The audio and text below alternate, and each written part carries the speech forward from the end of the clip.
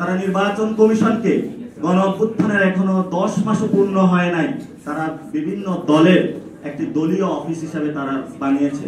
সময় আছে, ভালো হন, সময় গেলে আপনাদের সেই সুযোগ আর পাবেন না। তাদেরকে আমরা আজকের এখান থেকে আহ্বান জানাবো, আপনারা স্ব দায়িত্বে আপনারা অগ্রগামী ভূমিকা পালন করুন। তাহলে আজকে যেভাবে স্টুডেন্টরা সচিবালয়ে গিয়েছিল, জনতা যেভাবে সচিবালয়ে যাচ্ছে, বিভিন্ন ক্ষেত্রে আপনাদেরকে ভবিষ্যতে জনতার আদালতের কাঠ গড়ায় দাঁড় করাতে হবে। লাস্ট যে কথাটি বলেই শেষ করব, যেহেতু সময় কম। আপনারা জানেন বাংলাদেশে গণতান্ত্রিক প্রক্রিয়া নিয়ে যাওয়ার জন্য সবচেয়ে যেই বড় একটি স্টেক হোল্ডার, সেটা হলো নির্বাচন কমিশন। নির্বাচন কমিশনের যে 2022-এর যে কালো আইনটা রয়েছে, শেখ হাসিনার আমলে তৈরি করা হয়েছিল, সে কালো আইনের ভিত্তিতেই 5 জন কমিশনার নিয়োগ দেওয়া হয়েছিল। সেই কমিশনাররা তাদেরকে কমিশনার না করে দলীয় চেয়ারম্যান, দলীয় ভাইস প্রেসিডেন্ট, দলীয় সেক্রেটারি এভাবেই যদি আমরা বলতে পারতাম, তাহলে হয়তোবা তাদের সাথে অনেক বেশি মানানসই হতো। তারা নির্বাচন কমিশনকে গণ অভ্যুত্থানের এখনো 10 মাসও পূর্ণ হয় নাই, তারা বিভিন্ন দলের একটি দলীয় অফিস হিসেবে তারা বানিয়েছে।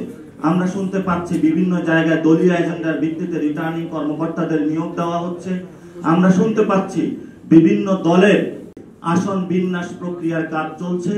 আমরা শুনতে পাচ্ছি বিভিন্ন দলের স্ক্রিপ্টে তারা সীমানার কোনো বিন্যাস করার প্রচেষ্টা চালাচ্ছে। আমরা তাদেরকে বলবো, সময় আছে, ভালো হন, সময় গেলে আপনাদের সেই সুযোগ আর পাবেন না। আমরা দেখতে পাচ্ছি যেমনি ভাবে বাংলাদেশের এই গণ অভ্যুত্থানের পরে অনেকে পরিবর্তনের আকাঙ্ক্ষায় নিজেদেরকে অংশগ্রহণের সুযোগ সৃষ্টি করেছেন, অনেকে অপেক্ষায় আছেন। সেই ক্ষেত্রে আমরা দেশপ্রেমিক যে ফোর্সেস গুলো রয়েছে এবং আর্মি, বিজিবি, র্যাব, সেনাবাহিনী, সেখানে যারা অবসরপ্রাপ্ত রয়েছেন, বিশৃঙ্খলার উদ্দেশ্যে নয়, যদি ভালো নিয়ত থাকে আপনারা সিভিল ফর্মেশনে অংশগ্রহণ করুন।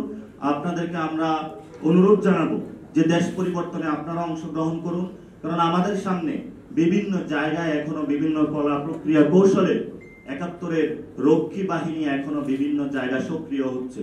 তাদেরকে আমরা কিভাবে প্রতিহত করতে হবে, সমাজ থেকে তাদেরকে বুঝিয়ে আমাদের মেইন স্ট্রিমে নিয়ে আসতে হবে।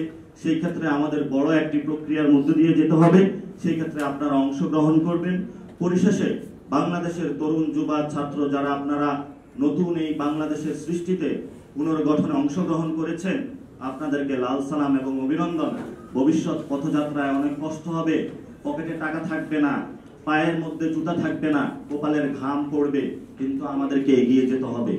আমরা কোনো এলিটদের পক্ষে রাজনীতি করতে আসি নাই, আমরা জনগণের পক্ষে রাজনীতি করে আসছি।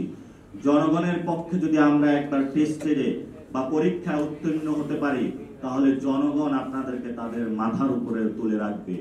আমরা কোনো টাকা চাই না, আমরা কোনো ক্ষমতা চাই না, আমরা জনগণের সম্মান চাই। সে সম্মান, ভালোবাসা একটি সংস্কার প্রক্রিয়ার মধ্য দিয়ে আগামীতে যে নির্বাচন হবে, সেই নির্বাচনে জাতীয় নাগরিক পার্টির সেই সম্মানের অভূতপূর্ব মিলন ঘটবে, সেই প্রত্যাশা রেখে আমি আমার বক্তব্য শেষ করছি। ধন্যবাদ। আসসালামু আলাইকুম।